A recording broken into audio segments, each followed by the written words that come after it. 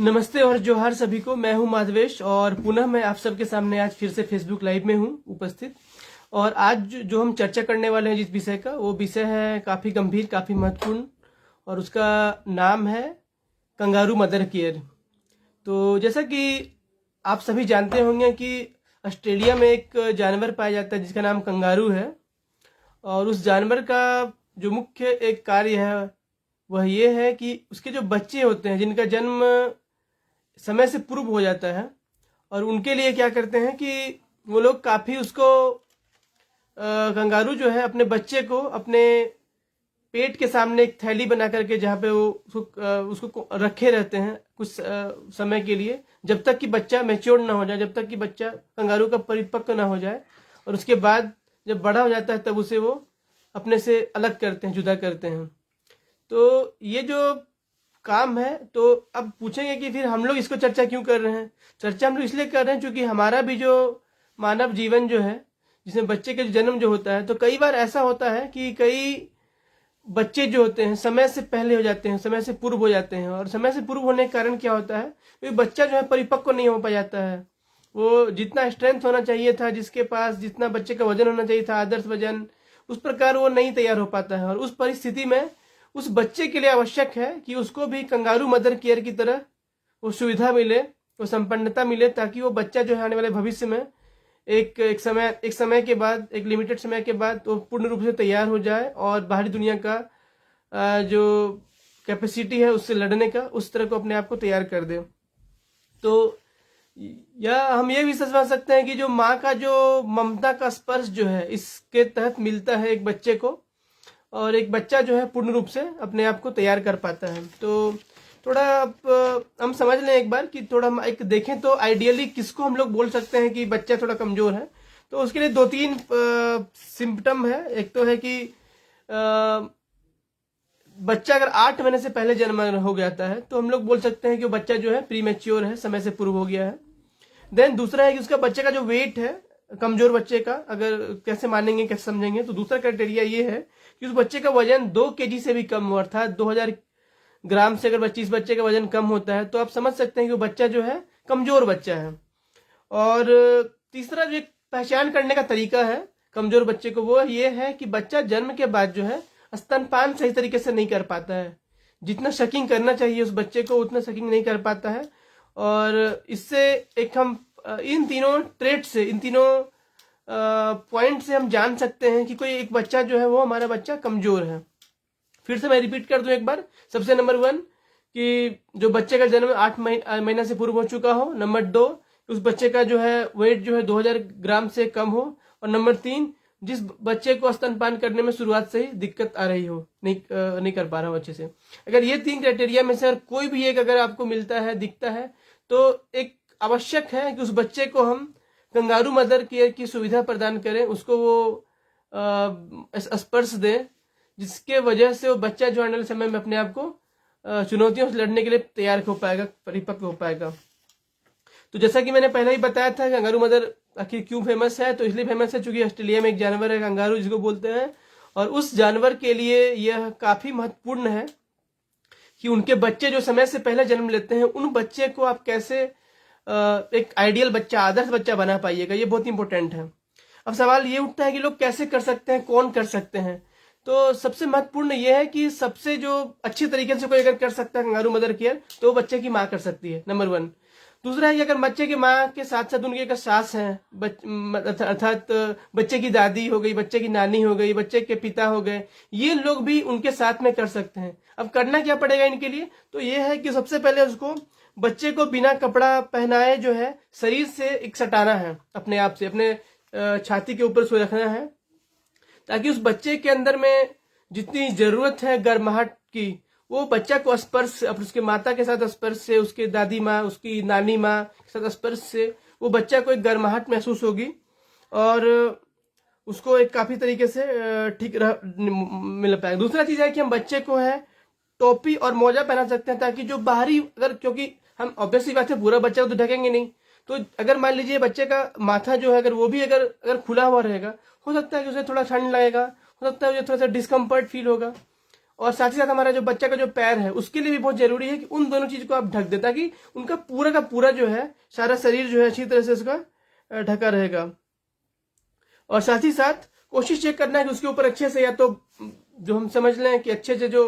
कपड़ा जो है सॉल वगैरह जो भी है उसके ऊपर से, या तो अच्छे से बहुत एक स्मूथ वे में, यानी कि ऐसा भी ना हो कि बहुत ज्यादा टाइट हो जाएगा तो फिर क्या होगा, बच्चा डिस्कम्फर्ट होगा, बच्चा को बहुत दिक्कत होगा उस जगह में अपने आप को उस परिस्थिति में रखने में। तो आप उसको स्मूथ रखें, लेकिन साथ ही साथ एक गर्माहट, एक सुंदर जो कपड़ा है उसके पास रख पाए। और साथ ही साथ एक और फायदा क्या होता है कि चूंकि बच्चे अगर माँ के पास इस प्रकार की स्थिति में है, जिस प्रकार कंगारू अपने बच्चे को संभालता है उस प्रकार अगर माँ के साथ में है, तो क्या होगा उस फायदा उसका कि माता का जो स्तन है उसमें भी दूध बनने की भी कैपेसिटी बढ़ जाती है, क्योंकि बच्चा कहीं ना कहीं अपने हाथों से या अपने थोड़ा बहुत जो भी उसका बॉडी का जो पोस्चर है उससे कहीं ना कहीं थोड़ा बहुत उसको मदद करता है। और इससे क्या होगा, दूध निकलने में भी सुविधा होगा। साथ ही साथ ये भी फायदा हो सकता है कि बच्चा जब चूंकि ऑलरेडी वो वहीं पे चिपका हुआ है, सटा हुआ है, तो धीरे धीरे उसको भी सकिंग करने का भी एक उसका एक ऑप्शन बन सकता है कि बच्चा वहां से आराम से स्तनपान कर पाए। तो ये सारी चीजें जो हैं उस बच्चे को काफी मजबूत बनाती है और काफी